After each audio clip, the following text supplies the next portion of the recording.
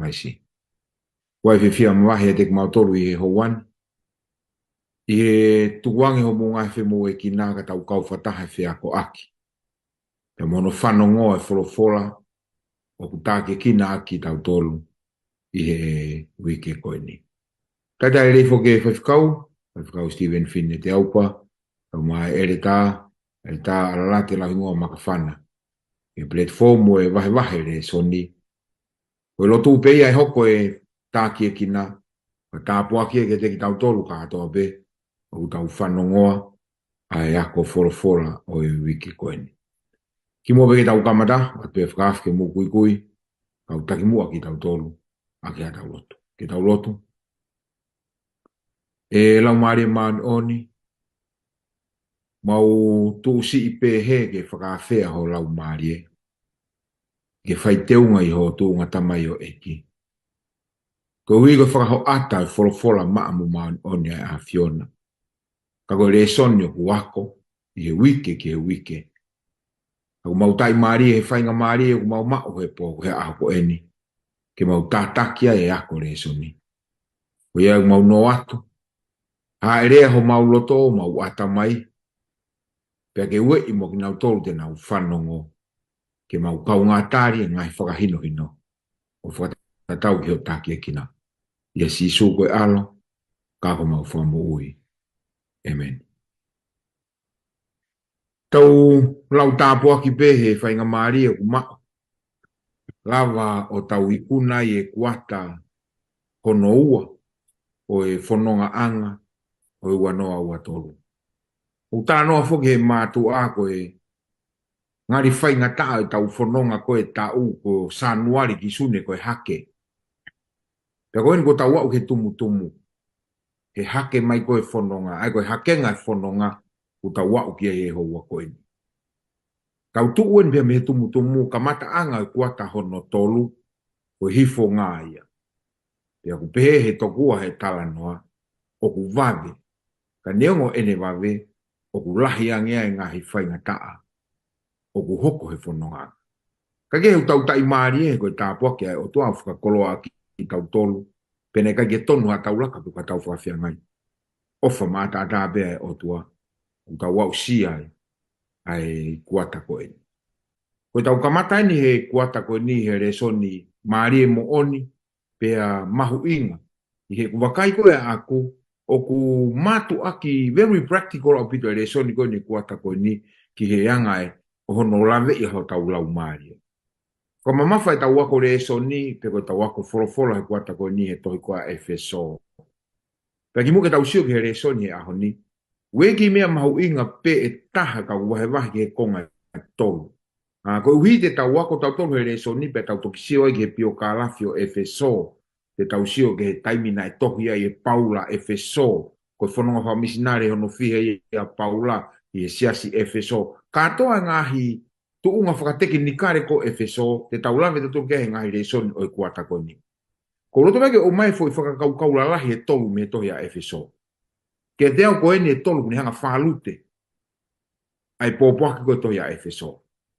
Uluaki, o ku o mai he tohi a Efeso, kua whai e sisu ho tau whakalerei, ko e winga whakalerei, ke whahinga tangata. Kua whai e sisu o whakalelei o whahinga tangata, ia te ia, pea ki he otua.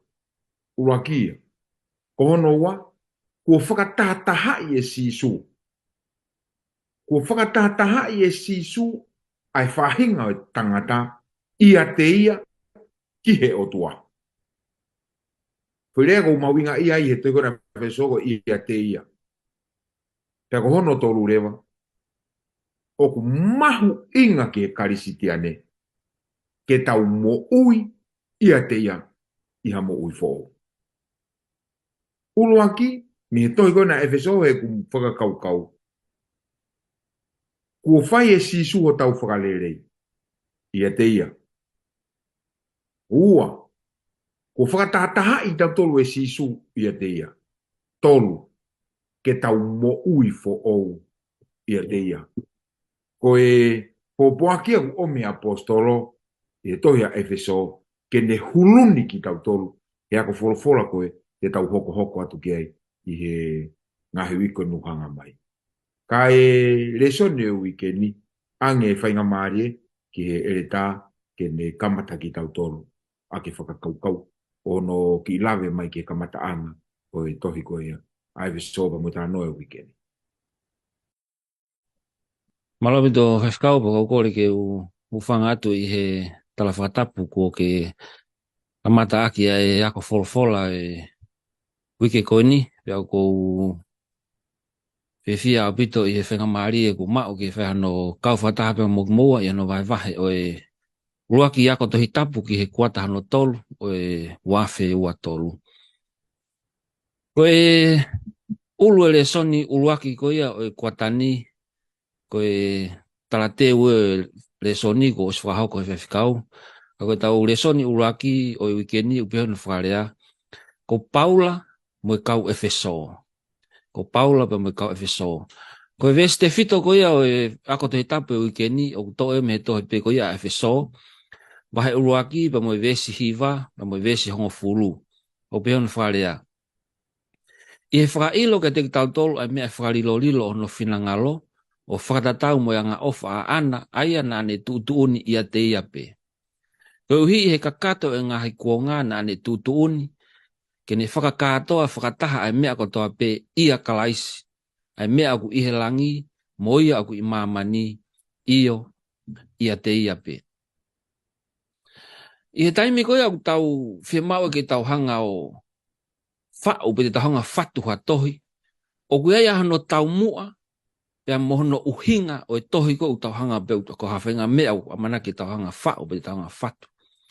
Pia taimi ni ihi koe tohi ko tau hanga whao po mea tau hanga whatu o fu ongo fefeka mo mawhatuki he taimi ni ihi. Ai mea ko tau whemau ke whakaha he tohi ko tau hanga whatu. O ku lawe talate o Lesoni i he tahawalo no tolu na e tohia e palahami Lincoln e nelea na iloa ko Gettysburg. Na ne hanga tohi kone speech en te kone hanga address ki he Kakai ki he whonua. Pana ne hanga o whao e tohi ko ni lolotonga ni o ku whaia ki vava kovi whakaloto whonua i Amerika i Gettysburg. Pa koe vava kovi ko ni na whakafua na mate hakau sotia toko fituafe nai. Pea koe rea ni koe a e palahame koe na ne hanga koe o teu koe ke ne address koe ki he whonua na ne pehe. Koe tau koe ni, koe sivi i ni o Amerika. Pea koe sivi i koe ni tene hanga whakaha, pe o kutoton ke i hoko a Amerika, a e koe na e whau i he tawhit fitu ono, koe whonua, pe whiemau ke whakaauha pa mi maamani. Koe ne lea ni koe na whakako, koe tohe ni koe na ne hanga koe whau, koe lea na e kakaha, koe lea na e mamafa apito ki he whonua, i he mea koe ni koe lotonga na e hoko. Koe tautaranoa koe he wikeni ki he tohe a Efeso, o koe ai e mea mahu inga, na whaia e Paula e tohe koe ni koe ki he kainga Efeso. Koe tohe whaka Efeso, koe taha ia ngahi ipsele e wha, na e tohe e Paula lolotonga a ene i tukupirisone koe i Roma. Aia ko Efeso, ko Filipai, tohe a Kolose, pa mo e tohe a Filimone, na e tohe e Paula lolotonga no tukupirisone a koe i Roma. Nā ne whie mau ke ne hanga o whakaloto lahi e Kakai. He ko kamata whoke siwa e amanaki ai kāinga lotu, pia hoko mai mo e whakatanga, pia mo e ahi. Pia ko osi mateu teu e kāinga tuia koe Efeso ke nau. Nau li tau veri nau toluia. He nau ilo whoke ko pirisone a Paula, pia koe ke te aha nau. Siwa nau amanaki. Pia koe tohi koe a Paula ne talangi. Oua na ngalo ya tek mou tolu. E taimi koe na moutari a sisu. Moutari koe a sisu ki hoko mou whakamo ui. Ko mou hoko mou tolu koe konga o siasi o tua. Ko hoko mou tolu koe konga e whamili o tua. Oua na ngalo e te mou tolu. Pea koe kai te mou tue noa. O kai te mou li e kina. Manatui. O kui ai e ni ihi o mou kaunga kau whakataha. Koe whamili o tua ke mou tuu whaitotonu. E toki i wharaloto atu e he ongo Faifekau. Ai toenga e whakaukau e ako te tapu o ahoni, ka koe kono kinikini mai pea e talateu ki he Lesoni koe wikeni whikau akpea mo e tohi a Paula ki he Kakai Efeso. Ai te tau hoka tu lewa ki he uraki aho Sunday, o pea na wharea, Paula, ko Evangelio ki Efeso. Katang mua Faifekau Pelikani ka ke taranoa me ange ki he uraki a ahi a Paula, na ni whakahoko ko ia ki Efeso. Malopito Eleta, malopito no tāke kina ki tautolu he whakakaukau mahu inga au pito. Ki whakamahino ki te ki tautolu e kamata ang. O e whakaho ata mai e Paula, ai makatu unga ke tau tokanga i ki he ne ngāu kone e whai e Efeso. A te uki lange no pe ki ngai mea mahu inga ki Efeso, te utoki o mai lewa, ai uruaki na ukoe a Paula ki Efeso. Ko ki mea ke tau tokanga mawahe ki ai he tau whanongo koe ki tala noa koe whekau aki e hono hiki e toi tapua Efeso. Ko Efeso na e tu uia koe kolomu au Esia. Pe i he tu unga koe na iai koe Efeso, koe whanua whe mo e kina au pito a Efeso. O kutua Efeso whakawhetau laki ko na e hoko a Efeso koe whakawhetau laki anga ia o whi whakatau aki. I Esia maina. Whakafuafua ki he toko ua kilu ni mamanu. He taimi koe nina nofo Efeso. Rai toko lahia. Na ngai mea nei iloha au pito a Efeso. I Efeso, na iai ho nau ngahi kātoanga. Pea, ko nau ngahi kātoanga, na e mei whakotua ngahi kātoanga ko ia, koe whakahoho ia i ngahi otua. Na e whake otua na e iloha au pito i Efeso ko Atemisi. Ka aina kui loko taiana i he kauloma. Pea koe, taimi koe o e sipoti Aterita, o whakotua e ngahi whehui anga o ngahi sipoti ko ia, o whaia kono whakahoho ia i, ai otua whewhine ko ni. Sai ko hinga ko tala no ko ke ngahi makatunga kono Efeso ko ni, ke tauhanga rewa whakatoka ngai me iai ai tuunga. Tuunga o i Moimoi o i Kakai, na e omi ki nau tolu e Paula, o nau hoko ko i siasi. Mo e wheitu na nau Moimoi ai. Ka pate tau alu ke tohi ko a ngāwe. Tohi a ngāwe, o kune o mai whakakaukau ko ni i he tala noa ko ni koe whekau aki, pea mo e kamata o e uruaki a ahi koe a Paula koe ki Efeso. Te uki wakaibe ke vesi taha walu o e wahe taha walu o au ke vesi ua taha. Ngā ue wahe taha walu vesi taha walu ke ua taha. Te uto o te ki whakaukau koe ni.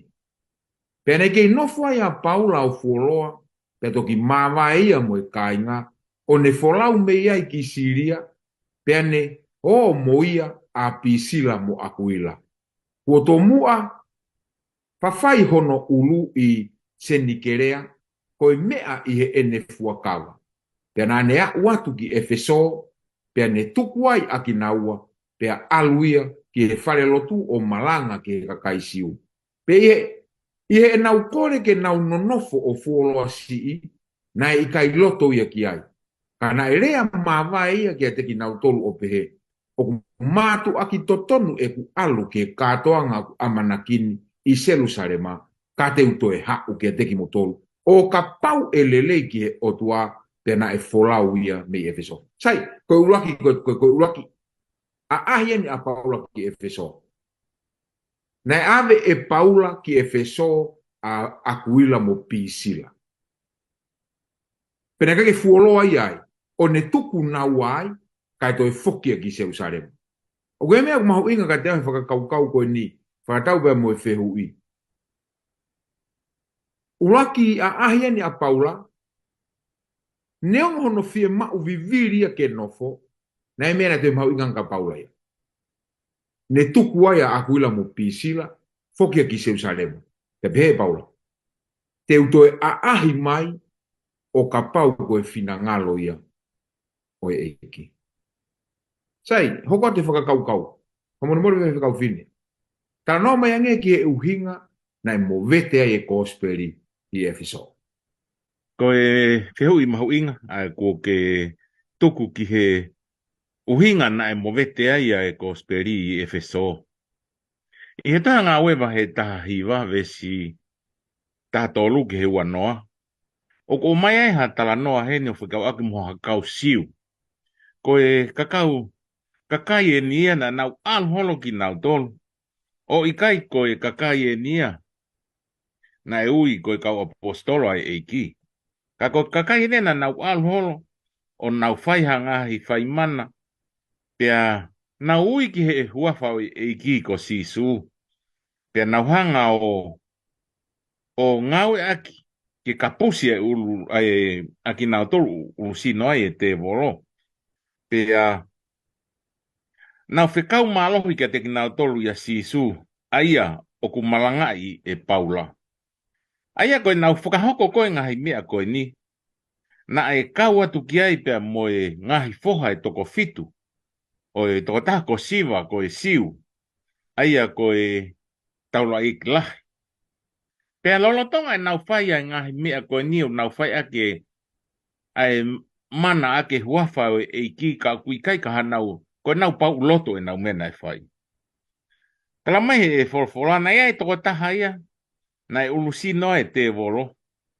Pena ere mai te volo ia na talanga te nau tolo. O kou ilo e awa si su. Pea kou ilo e au mo Paula.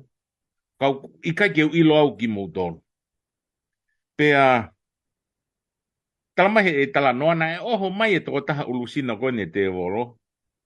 O ne vevela e kau fie whaimana koe ni. Whaimana loi ake huafa o sihova. Pea nau lere ai. U nau lave. Pea nau tae te unga he nau alu. Pea tala mai rewa ka te tau tolu. Koe taimi koe na e hoko ai e mea koe nio. Whakamahino. O ku nau pau lotu ki nau tohe mea koe na nau whai. Tala mai he vestaha fitu pe na e ilo eni e he siu mo i kariki kotoa pe. Na e nofo i Efeso. Pe na e tō ai manawahe kia te ki nau tolu kotoa pe. Pe na e ongongo rere iai ai huafa o eiki ko sisu. Pea koe mea nian, neongo koe mea na e tausiot ke koe mea na nau ngau e hala aki nau pau lotu ka nau whai ngahi mea o kovi. Kau kutalamai folfolau kwe ngau e aki e mea kotoa peke rere iai. Aki nau tōku whalala ki o tua pea moe ngau e ai o tua. Talamai nai haua e ai kakai tokolahi koe ni. Pea ihe e nau wakai koe ki he mea nai hoko. Nau omi o vete nau ngahi anga halapa nau o mai e nau ngahi tohi. Ngahi tohi ene o whai ake whakamatala e nau tuki te volo mo e whai koe ngahi whai mana loi koe ni. Nau o mai ngahi mea koe ni o tutu. Pa koe ngahi mea koe ni o mahu inga o talamai nai whiunga mo e panga siriva e ni mamano. Kau talamai rewa he vesi wanoa. He na e matu aki tupure kina pea malohi ai folofola ai otua. Koe ngahi mea ina e tupure kina ai pea mo vete ai e kosperi. Koe hinga koe ngau e pea e otua i he ngahi tawhaki kehe. Neongo nai hanga e he kalasiko whai e ngahi mea koe whai mana moe. Ngau e ake huafau si sui he whaunga hala. Ka he taimi na e hawai pea a setane ia o whakawhepaki i pea setane. Na e tupure kina rewa ngau e ki he kuwakai ki ai. Ai kakai pia nau tui. Pia whakatomala e toko lahi. O nau ha. Pia na e tupure kina. Pia malohi lahi anga e folofola. Ai otua. Koe aho moni te. O ku tahoko ai ki he konga koe ni koe maweu he malae whai anga whaiva. Koe maweu he malae whai anga whaiva. Eleta, Lauhingoa. Tala noa mai ange ki he maweu nai hoko i Efeso. Malo pito Faifekau he hui ko ia ka te u hoko te pe i he whakakaukau na ake kamata tala noa mai aki ki i he wahe ko nipa pe ke mea na e whamatala kia Faifekau Pelikani ki muange. Hako ina de lave ki ai ko Efeso fo koe kolo muaini. Pea koe kolo na ia taulanga ki he ngahi whiwholau aki, ngahi waka. Ai ku hangeha foi main hub center. Ai ka pate tau whatatama ki Aseliani. Hange ia ko sene. O ku iai hangeha crossroad. Hau e whakatau aki moe. folau ake ngahi whakapuna mo ngahi whakatahi. Pea koe taha Efeso, koe taha ia ngahi city lalahi, one of the 4 large city i Roman Empire, a Efeso. Ko taim koe na sio Paula koe ki Efeso, sio ki he malohi koe tui koe na mai Paula. Na le tāke ti ipe eia, ai fu main hapu koe, city koe ni, ke alo whai ngawe o tuai. Na kai te whemau ke te alo ngawe haki i kolo ku, i uta pe ko haki kolo.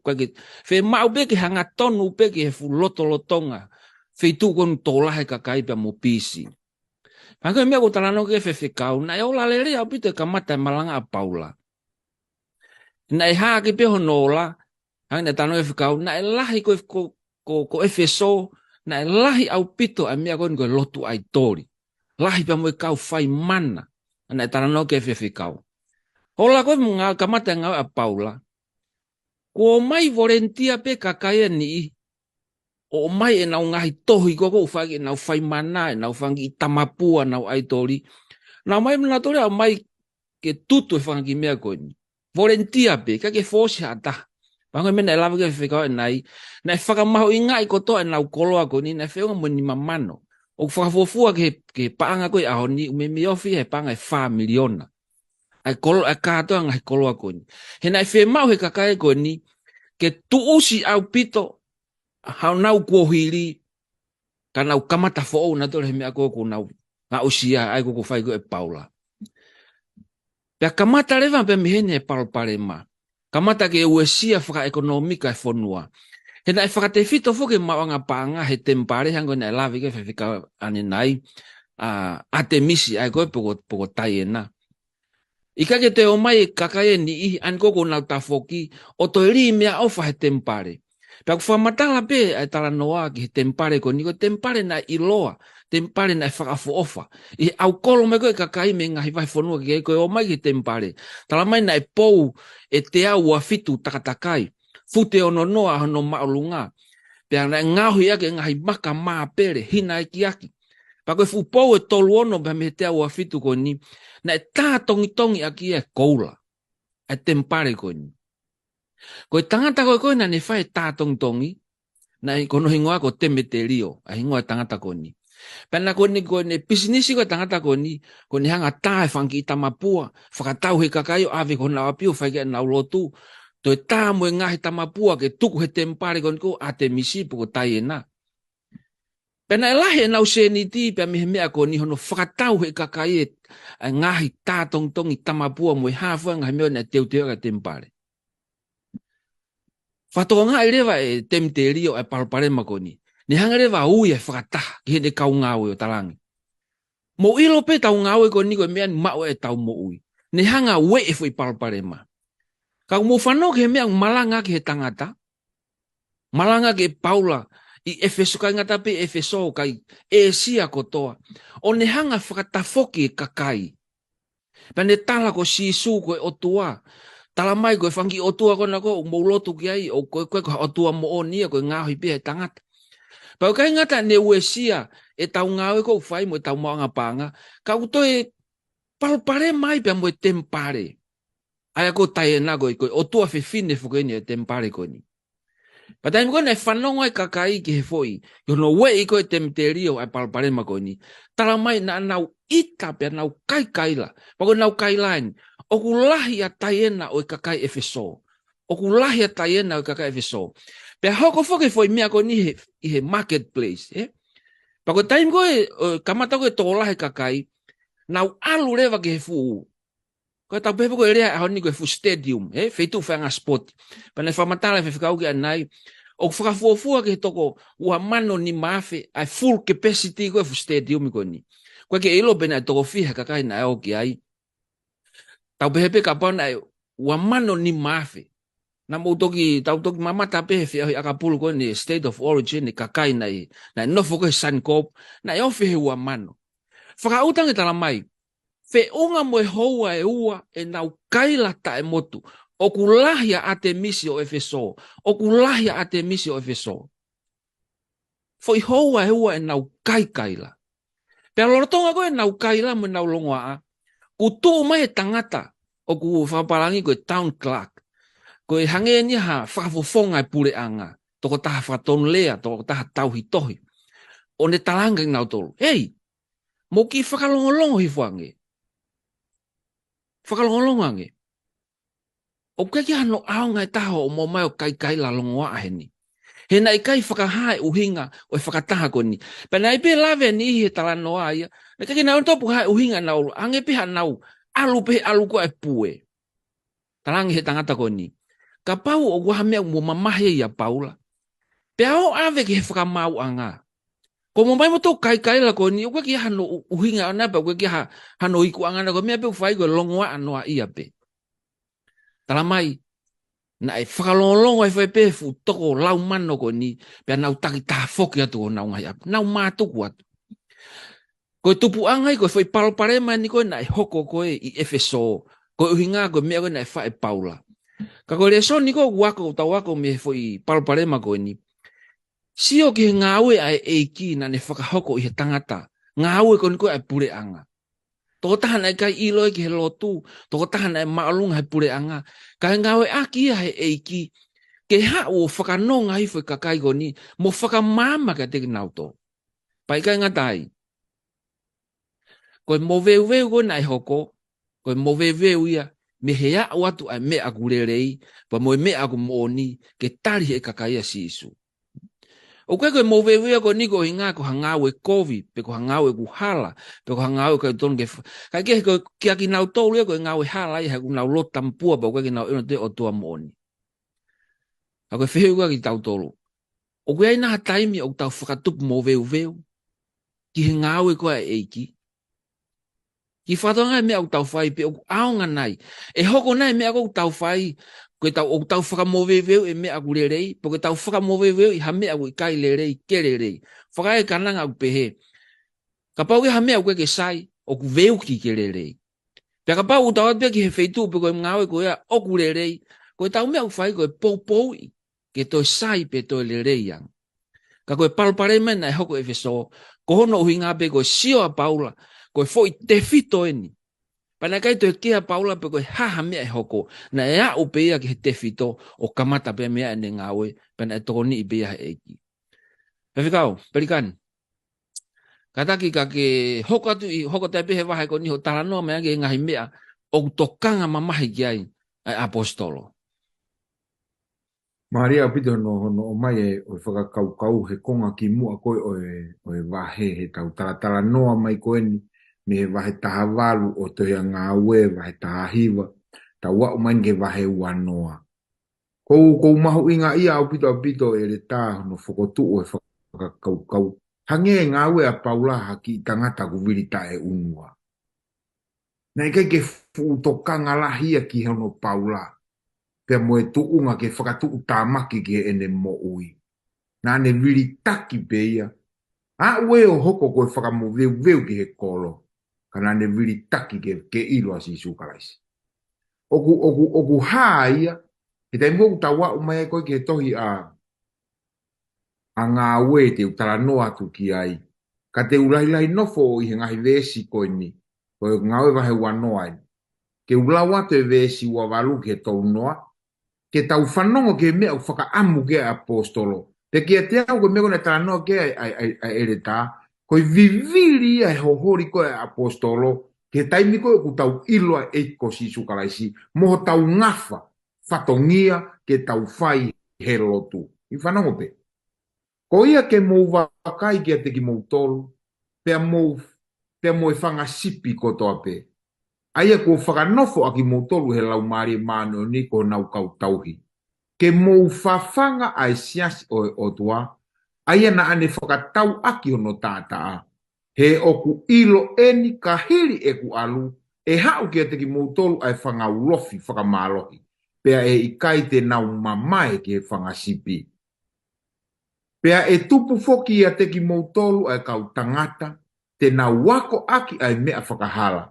Ke toho aki ai kau wakonga, ke mui ia te ki nau tolu. Sai, uruaki ene whakakau. O si nofo loto mo o ni ia te ki nau tolu koe ni, ne o si aku atu kia ia Paula koi Efeso. Te koe amanaki ene ke mawai a Paula e mo ki nau tolu. Koe mena mawhatuki koe ka Paula.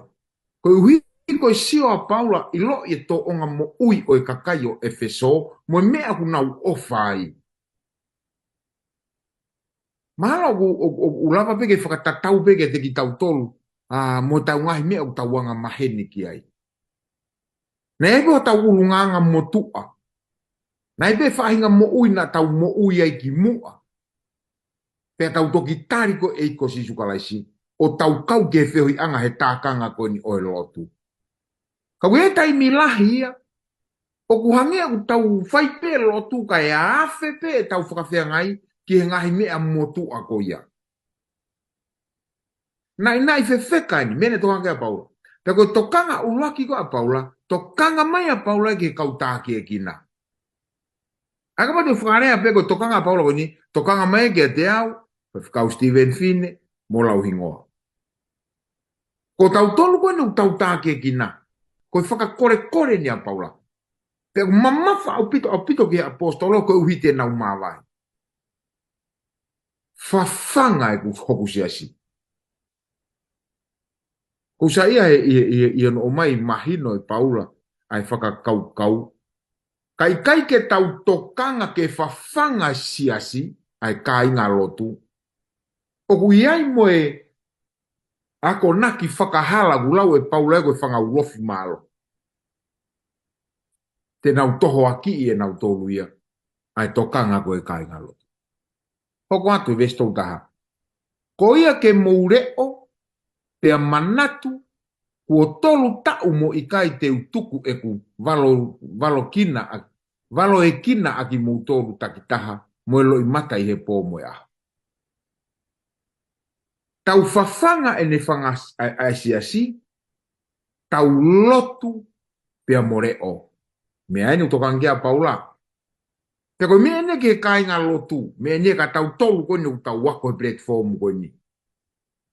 Ke tau leo pea molotu.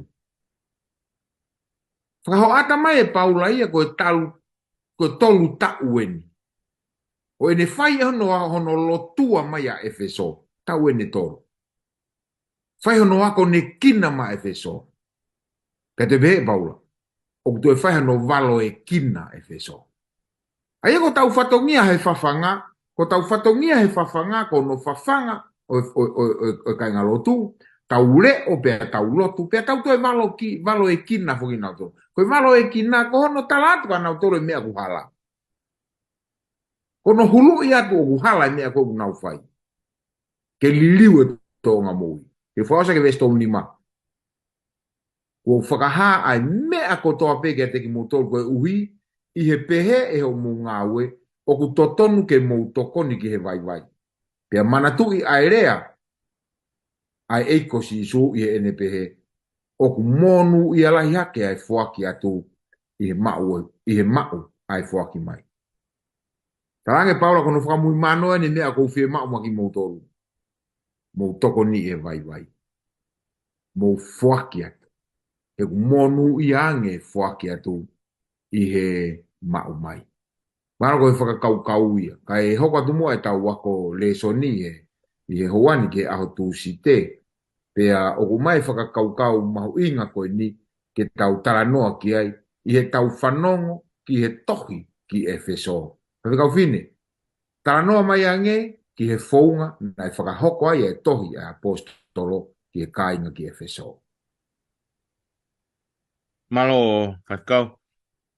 Kau tui koe whaunga na whai e tohi a Paula ke Kakai Efeso, te uto mai pēa e konga koe niku ha i he tohi a Efeso vahe ni ma. Vesi ua taha. Pea aloa wau ke he vahe ono o vesi hiva. Na hanga e Paula hene o a koi. Ai Kakai Efeso ke mo ui whakakaristiane. Ke nau mo ui whakakalaisi. He api pea mo e whamiri. Nā ne hanga o talange he vesi ua taha, Efeso vahe ni ma. Whakawai a ki moutolu, ki a te ki moutolu, i he mana wahe ki he otua. E a awherewa a Paula o tala noa ke kakai fefine mo whakawaiwai a ki mo tolu ki ho mo huse pāniti. Pea o hange ki he eiki. He koe ulu o e fefine a huse pāniti. Io o hange koe ulu a kalaisi ki he siasi. Na e hanga heni e Paula hano ngau e aki ai whamiri, ngau e aki ai api. Ke ni hanga o mai ai whakaukau koe ni ki he eiki. Ka paupe he kai ke ako ai whewhinei api ke whakawaiwai. Pea ki he huse pāniti, e whainga taa ia ke whakawaiwai ki he otua. Ko ngau, tala mai, o hange ki he eiki. Ko tau whai e ngahi mea ko tau pe, o whakatatau ki he eiki. Tala mai rewa ke kau huse pāniti mou ofa ki ho mou ngahi waifi.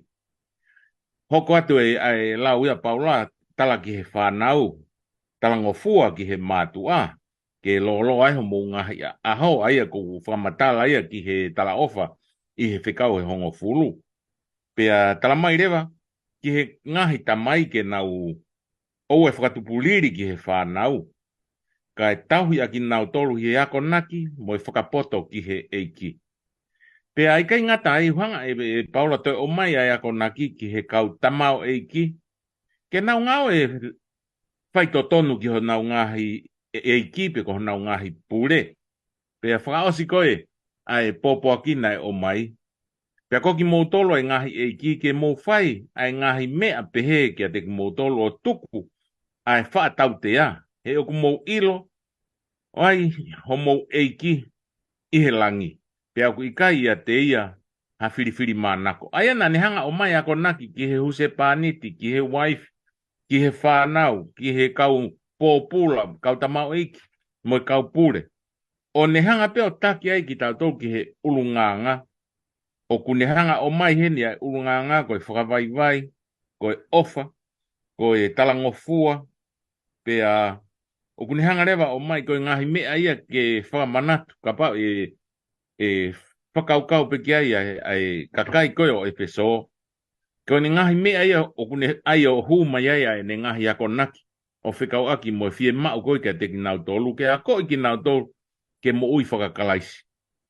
Mo nau mau ai ofa i api mo e whamiri. Ere tā Lauhingoa. Tala no mai ange ki he paunga o e tohi a Efeso. Koe whatutu koe tohi koe a Efeso o konga lalahi e ua. Ai koe vahe uruaki ki he vahe tolu, o me tala noa e whakauka koe na Paula ki he toka ateri ne. Pe ono te o mai ki te mahino ange vahe uruaki ki he vahe tolu, tala noa whekau aki pa mo e kosperi. Pe ono wharea e taha, o tala noa ani whekau aki, mo ho tau vā pia mo e otua. Vertical relationship with God. Koe vahe whārewa ki he vahe ono, o tala noa ani ki he practical section. Ai ko no whakaaonga i ni koe o e kosperi, pe koe ola ni koe o e kosperi i he tau mo i he vahe wha ke vahe ono, pe koe tau horizontal relationship in mo ni i ke he. Ai vahe wha ia ki he vahe ono. Koe vahe uruaki, koe taritare Paula e Kakai, me lotua e Kakai, e tok tarano e Faifekau anai ange ki he whakaukau ko ni. Pea koe kamatarewa e vahe ua, o lere ki he vahe ono, koe kakano ni koe tohi koe a Paula ki he kainga Efeso. Pea ne toi whakamui manoa ki pia ne pōpuaki, i he ves wha whakaosi e vahe ono, hango na ulawe ki ai, e tok whalolota te Faifekau ki anai. Koe tau mua whake tohi koe Efeso, ko ngai e tolu. Ai uraki ko si sukalaisi ua mo ene ofa hano siasi pa kono tolu, ene ngā ue whakafonga he siasi ke whakamo ue whahinga o tangata. Pea kamata rewa pa mi he vahe ono, vesi hongo fulu ki he vesi ua noa, o taranoa Paula ki he tuu whakataha ai siasi koe kautau ai o tua. Pa ko loto pe ki hanga o mai a ngahi vesi koe ni ke poupou ki he whakaukau koe ko o mai ki ai whihui. Vahe ono vesi hongo fulu ki he vesi ua noa, pe ono wharea. Ngata, e hoku kāinga, mou mālohi i he eiki, pea i he lahi o ene mafi. Ako hinga Paula ko ne talange, finally, Koe whakaosia no kāinga. Mou mālohi. I he ha, mālohi i he eiki, he kulahi ne mafi. Pea hoka ture vesi tahataha. Ai ka te mou tolu ai mahafu tau kotoa e o tua. O koe wai whakarea taha koe whapapalangi fo koe armor of God. Ai ka te mou tolu ai teunga tau e o tua. Kono hinga, ke mou whaatuu hake ngahi tuuni kākā ai te wolo. O koe te whema e Paula ke ai peha konga o te ngā tau. Tanama e Paula, ai kotoa e te unga tau e o tua. Hoka te vestaha ua. Heu ki kai koe tau whangatua mo e kakano mo e toto ka ke ngahi pure mo e ngahi mālohi mo e kau pure e whakapouri mo e mamani mo e kau laumari e kovi e ngahi potu i olunga. Toi hanga pe Paula o toi repeat mai ai te unga tau o tua vestaha tolu tala mai. Ko ia ke to'o ai te unga tau kotoa e o tua. Ko hiki mo whaatu uai i he aha o e kovi. Pea hiri ono iku kotoa pe kai tuupe. Sai. Hoko tore hewe stafa, hangarewa e Paula o mai ai te unga tau koe ke tui koe e he kāinga tui pe koe pea muau e karistiane. Te stafa, ko ia ke moutu ko nono aki ai mooni foi te unga urakia. Nono aki ai mooni ai konga loto. Pea ai ki he fatafata ai sifa koe maani oni te unga hano ua. Tani ma, pea moutopu vai aki ai teu o ongongo le rei te unga hano tolu. Vesta hano, ai ki tua i he mea kotoa pe, ai te uhano wha, ai pāo e tui, ai te mo wha atamate ake a ngahi ngahau vela kotoa pe, o e toko taha kovi. Vesta fitu, pea ai mo e tata, te ungano ni ma, o e whaka mo ui, pea mo e hereta, te ungano no, o e lau maari, ai a koe wholofola e o tua. Foi te unga ni e ono, o kuhanga e Paula o mai, ke tui e he karistiane. Pa koe whema, koe ke whema e Paula ke tui pe koe tata, ka ke to'o he reta. Pe te ke pe ai pe reta he kongalo toka, ka ke ai sifa o e whatawhata o e maani o ni. Talama e Paula, whema ke tui ka kato e teunga koe ni. Tata, koe mea malui, koe whatawhata na ai e sifa koe maani o ni, koe kongalo to, koe mo o ni, whea paa ke tui, topvaya ke melino, pe koe hereta e wholofola e tua. Pa talama e Paula, o koe ko ho tui pe futeunga ko neo mau pe ngatai. Mo mea ko toa pe e tau ngai whaiva whakatonga, a te uto mai pe whaiva ko koe kai lao. Ko pau ke ahato teunga ka kato. Pau ke ai hoto sisi lau si, koe ni mau ai e whangi vesa pe mihe maire, kai ngatai ai he vae ai vesa pe mihe lafo, pau ai mo hoto teki, pau ai mo hoto loa vari ake mata. Pako taimi koe maua hoto te unga whaiva. Kamata whaiva. Au ke te taupita tua e whaiva hangi hafu tampua. Ko pau ke te whaiva ke maaria ke aunga te unga ko te tui. Pau talama e Paula pehe. Ko tui koe tata, pia moe pā, pia moe reta, pia moe hereta. O kuia e mea ke hoko atu. Talama e Paula vesta havalu. O lotu mau ai pe i ngahi lotu kotoa pe moe lotu tau mau i he lau maari. Pea re o ki ai i he whakaku kafi mo e hufia o e kainga maanioni. Kainga whanongo. Ko e ngahi teunga ko o mai Paula. Whe mau ke tau tui kotoa ngahi teunga ko e pa ko e mau ko e tui e teunga. Pea lotu mau ai pe. I he lotu kotoa pe mo e lotu tau mau. Pea tau re o ki ai. He ka pau te tau tui pe teunga kai kaua e lotu. Ko e koto kulanoa ko e hau pe te evolo. Hunuki mai ni here tā mahalo lavea ho tau ulu. Kake to yaha pāre e poka mea ke malu i tau tolu. Tu e te unga kakato, ai ke mau, te lau e folfola, lotu mau peki eiki, ke ni hanga malu i tau tolu, i he tau amanaki tau whihanga ngai moia, i he aho toa pe. Ta hoka tu yaha pule lulu. O pehe anu whare a, ko kakai Efeso, i hono kuonga. Faifekau Pelikani. Kataka ke taranoa mea nge ki he whakaamo e apostolo, ki he kāinga koe na i Efeso. Kou no whau ia o. Si o loto atu e Faifekau kau mā Eleta ki he uhinga na e viviri pehe ai e hohoria e apostolo ke kāinga Efeso. Ta koe ku osi o mai e apostolo e ki he kāinga ai makatu unga to tonu koe hono lau ki nau tolu he tu unga koe huia e lotu. Ta koe uhinga na e ui pehe ai e apostolo a Efeso. Koe uhi koe teunga koe unau teunga aki. O koe ke ngata pehe nau tui e te unga, ka ku nau ngā ue, aki e te unga ko ia, hange ko mena ke lawe ki ai Eleta, ki e lotu more o. Vesi ulaki koe wahe ulaki mo vesi ua, o beheni e apostolo. Ko au Paula koe apostolo a sisu kalaisi e finangalo ai o tua, ki he kāinga mā oni o kui Efeso, pe ki he kakai tui ia kalaisi sisu. Koe whakaamu ene a Paula ki he kāinga Efeso.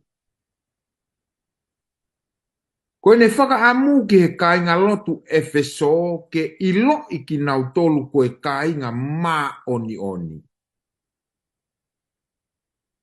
Paka ke ngata pehe nau hoko koe kāinga mā oni, ka koe kautui ki a kalaisi sisu.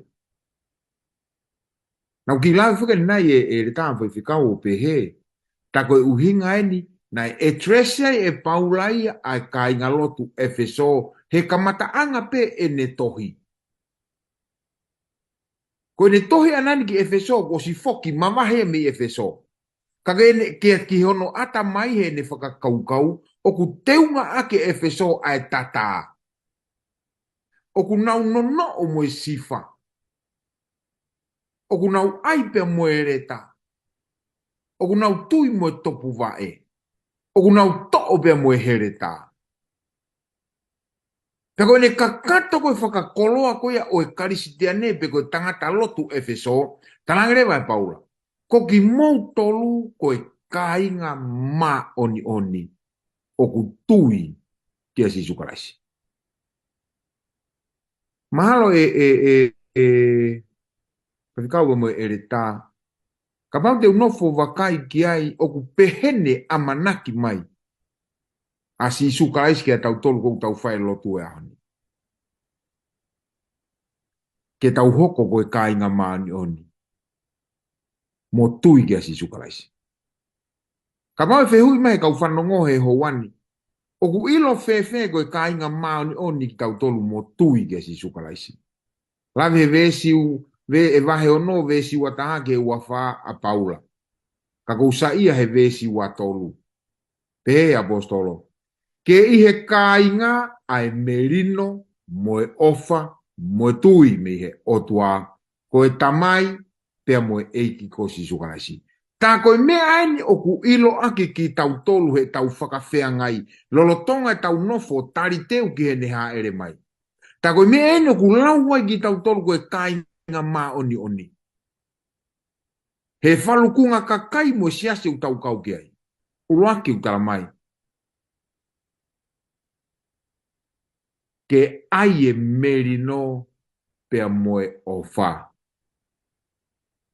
So tau haia. O taimiko u tau teu ake e teu ngā o kakato. Kono fisi kitu a. Tala mai apostolo. O tau ngai kāinga lotu. Ke tau teu. Ke e ai e te ki tau tolu. Ai merino pea moe o wha. Maria pite whakakaukau. Hei kau fine. Koe hae mea na e ho hae apostolo i he taimi. Ue sia e kāinga lotu. Me he taimi na e taki pōpula ia. Koe whakaukau ki he hohaa. Ai apostolo he taimina e wesia e kai ngalotu he taimina e taki pōpula ia. O ku ha he tohe a Efeso wa he tolu vestaha tolu. O pe, ko ia kou hori ke oua na mou loto fōi. I he ku ngahi mamahi ko uhi ko ki mou tolu. Aia, ko mou fia anga. Na e whakamahi no peheni e Paula ia ki he kakai i Efeso. Ko mea goku ho haai ka te nau tolu. Ko uhinga na nau loto fo i pe te nau holo mui pe te nau momoko. Pe te nau hinga me he mea totonu na e fie mau ke nau fo wai. He koe tokanga lahi e nia ai apostolo. A Paula ki he kakai koe. I Efeso ke ni hanga whakamalohui i peki nau tolu. Whakamalohui e nau tui. Ke oua pena whaiwhayange kua nau loto fo i. Neongo ku ia e ngahi whakaanga mo lau mai kia te nau tolu. Kia sisu ko tutuki ki he kolosi. Kana e toi tua si suia pe alu ki he langi. Pe e whakaukau tala mai ko homo takien ko Paula ku i he prisone. Kana e tohi mai. I kai ke lava e he prisone ia pe mo whaingata a mo mamahi. Ke ne taofia Paula he na evangeliona e whai. Mo ne ngau e whakalotu. Mo ne whiohi ki he mo e kai ngalotu. Kana ne tohi mai pe ke whakaloto toa ki nau tolu. Ke oua na whaiange kuo nau loto fo. Pero tu ko mea mahu inga ia. O totonu pe ke tau whai ai ngahi mea ko ni tatau e pepe ko hae mea te tau whetau raki moia i whanonga anga. O whia mau pe ke tau hanga o whakaloto toa i ai kau whanonga. O e siasi e kau me mi pa ke oua na nau loto fo. Oua na nau momoko, oua na nau holomui. Ka nau tu mau pe i he eiki. Ko e ko ngā whakaosi e tau Lesoni, pehe e he ko ngai a koe ni. Ko ha tohi o ku aki lotoa e kalaisi. Ko ha tohi o ku aki lotoa e kalaisi. Eleta Lauhingoa, ko hae whakaukau te fito ai apostolo i he tohi Efeso. Malo bito Faifekau. O kulahi whoke ngahi whakaukau ia i he te fito pia mi he tohi koe ni ka koe unga koe tau taimi. Te watu pia ki whakaukau nou koe ni. O kunga aki whoke Paula e fo i whakaukau heliake, metafor ke kainga Efeso. Pena ne ngau aki e fo i whakaukau e wha ke mahino ke he kainga lotu Efeso. Ai mea kong ne whenga koe ke hanga whakahoko ati ka teki na e popo aki ke au ka teki nau tolu. Ai koe uluaki na ne ange whakaukau ka teki nau tolu. Ko ki nau tolu kainga tui, ko tana whuken ki he siasi. He koe siasi o koe ke talanoa ki he whare. He koe tohi kone koe Paula, na ne ave tohi o lau, koe whanki whai anga lotu i he ngahi api. Na teki aha whare lotu, ka koe ngahi whai anga lotu i e whahangi ha whakakulupu e ngahi api. Pena e whenga Paula ke mahino ka teki nau tolu, koe siasi, kono whao e siasi o whao aki e Kakai. O koe ke talanoa e siasi ki he whare pe koe hae whainga tokate, o talanoa ki he whaunga, ki he Kakai koe au nau whao e siasi. Peo te talanoa le whakaukau laki metafoa o laki un FPH. Koe ki nau tolu kainga tui, ko nau tolu o nau whao, ai sino ha mai o kalaisi koe siasi. Koe believers make up the body of Christ. Ai tohi ka Efeso vahe uraki te ula pe whangi potohi ko ni ke ves ko ni ke poupou ke whakaukau koe uraki. Efeso vahe uraki vesi oua. Pea ko tuku e ia ngahi mea ko toa pe ki hono lalo va e. Pea whakanofo ia koe ulu ki ngahi mea ko toa pe ki hono siasi. Tohi ka Efeso oua pe vahe uraki vesi oua. Ai a ko hono sino koe fonu o ia o ne whakafonu ko toa pe i he mea ko toa pe. Whakaosea ke Efeso vahe nima vesi ua tolu. He koe ulu e whewhine ai unoho io o hange koe ulu a kalaisi ki he siasi. Pea koe whakamo uia o sino. Koe whakaukau hono ua na ne talange. Koki mou tolu, koe tempare. Koe siasi, koe tempare. Pea koki mou tolu i kainga lotu, kainga tui. Koe tempare ki mou tolu ki awhio ai o tua. Toi koe Efeso vahe ua, ves taha hiwa ki he ua, ke poupou ke whakaukau ke au pehe. Pea ko eni, o kai ai koe kau muri, mo kau au nofo aki mou tolu, ka koe kau ngā kolo, mo kai ngā maoni oni, pea mo whare o tua. Pea kua whuotu ki he tuunga e kau makaturi ki asisu kalaisi pe, vesi wataha, ai au ku whihako taki le rei ai whare kotoa pe. Pea tupu ia koe whare maoni oni ki he eiki, ua. Aia kua langa whakataha ai whoke aki mou tolu, koe nofo anga o tua i he lau maarie.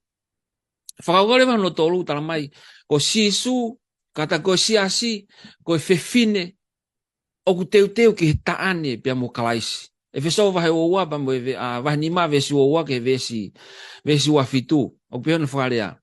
Ai kau whewhine, mo whakawaiwai ang mo tolu, ko vese ne alai Faifekau nei, ki ho mo unoho o mo tolu, o hange ki he eiki. He koe ulu o whewhine a unoho, i o hange koe ulu a kalaisi ki he siasi. Pea koe whakamo uia o sino, ua whaa. Ko ia o hange o wanganofa a siasi ki a kalaisi ke pehe kau whewhine ki hona unoho o nau tolu, e mea kotoa pe.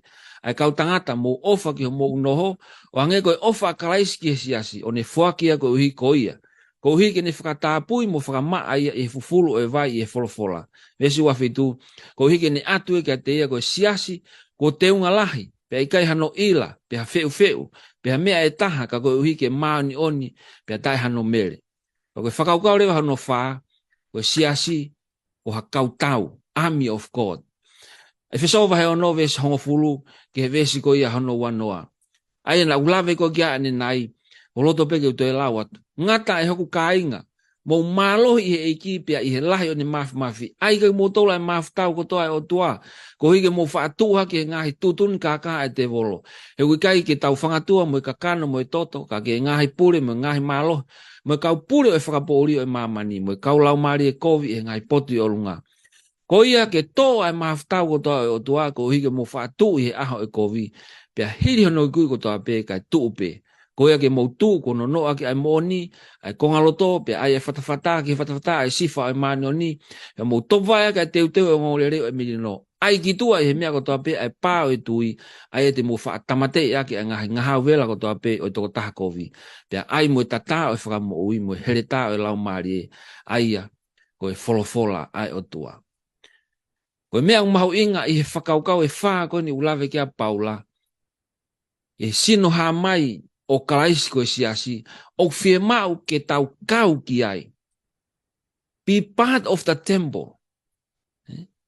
Be part of the bridegroom. Be part of the armor of God. O whie mau ko ki tau tolu tau pehe koe kai ngalot koe kalistiane ku tau fotu pe ku tau kau ki siasi. O koe koe tau foi taranoa pe ko o ko hau ko siasi afitu pia ngatai. O whemao e ke tau be part of that church. Whemao ke tau kau ki he siasi. Ke tau whai e ngā ue a eki. Ke tau kau i he teu atu. Ki he taane amana ke ne foki mai ke taane mono siasi ko koe pia mua. Whemao ke tau kau, koe kau tau e o tua ke tau tui e ngahi teu ngā tau koni. Whemao ke hoko ki tau tolu koe tempare ke awhio e o tua.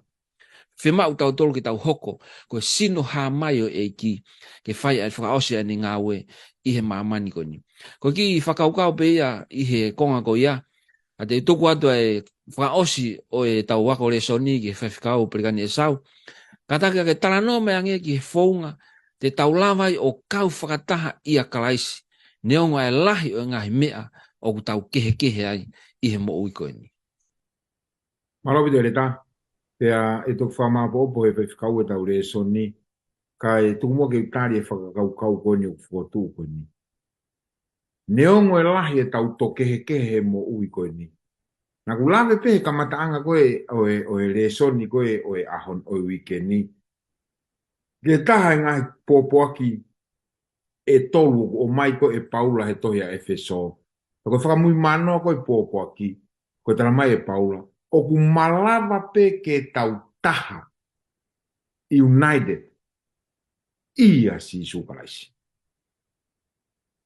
Efeso vahe uluaki vesi hiwa mo hongo furu. I he whakailo kia te ki tau tolu ai mea whakalilo o hono finangalo, o whakatatau moeanga ofa a ana, aia nā ne tu uni ia te ia pe. Anga ofa a si sukalaisi, nā ne tu uni ia te ia pe. Koe uhi ke kakato o e ngahi kuonga, nā ne tu uni, ke ne whakakatoa whakataha ai mea kotoa pe, ia kalaisi. Ai mea oku i helangi, moia oku i mamani, ia sisu kalaisi. Moira tau whae lotu ia o hange o tau moni pe lau tau kei kakana. Pako i piseri pia Paula une pehe, o ku hori a lau maari ka vai a kakana. Ka koe pore koe Lesoni koe wikeni, hono whoko tu uen. Ko tu uni e sisu ia sisu pe, koe uhi koe ne alo ofalahi. Tene uni whakataha. Ai ngahi mea o mamani, mea o lang. Ia sisu kaisi. Koe hala whanonga koe tangata koe mate. ko hi ko tau wangala. Ka koe viviri ko e o ene ofa. Nā ne taupiri ke ne tamai ke te mani. Ka pau he kai tolona I puni a te au. Wana whai ho loto. Kai whai hono ho finangalo. Kai malawa ke uni mai a mamani ko hoku whaahinga ke moui. Efeso, komore more. Ka mabu mai mua tau Lesoni. Te a lotu tuku mai aibe. Malo pito Faifekau Pelikani da behe ki Eleta Lauhingoa Makafana. Ko tuyu ku ikai te whemau ha whakamapopo ko mau e ngahi mea ko tau peke tau lotu. E o tua mafi ku mau whakamalo I he tataki na ke whai ki he ako wholofola ku o whakahoko I a koini. Mau lotu ia ke whai tāpiki na I pe aki mau tolu. Aki nau tolu ku nau whanongoa e popo aki. Pe tuke hoko e popo aki ku mau whanongoa e wike ko tau pe. Ko ha mama ia ke ne tohoa ke mau moui ke mau ofian ki a te koe. Pai tāpikina ki mātou hoa koin I a sisu ko alo ko mau wha moui. Amen. Amen. Marau pito mu mea mai ke tau wako Lesoni. A te befaf ke mu to mea mai he taimu tau pe he wiki kau ke tau wakai ke Lesoni honoa. Ka tumo ke puki ki whainga maari ko ni. Whafunga e atu e tangata ik Palestini e tipi ue ma. Kau mawe ni kau whanonga. Kau maa e kau Faifekau tonga. Ka inga lotu tonga. Ai whakau e mau pōpua ki whekau ngā mama. I e whamiri o Faifekau David Hay. Pastor David Hay. Ke kau whakataha hono lotu atu ai whaingata pe koe whakamasiwa o hoki tonu I he more atu ai Palestini marolo ko ne misiona tonga. Kai ki ngatai mana tu atu e whamiri o siosi te urilo, siosi ana te urilo ai whanau I tau whakafa o hoki tonu o nau roto whare I more e nau whae. Whakatoa o whalatua I motoro, tau tok whelo ngaki, I wike ka upe mo Lesoni honoa. Maro apito, mo mea.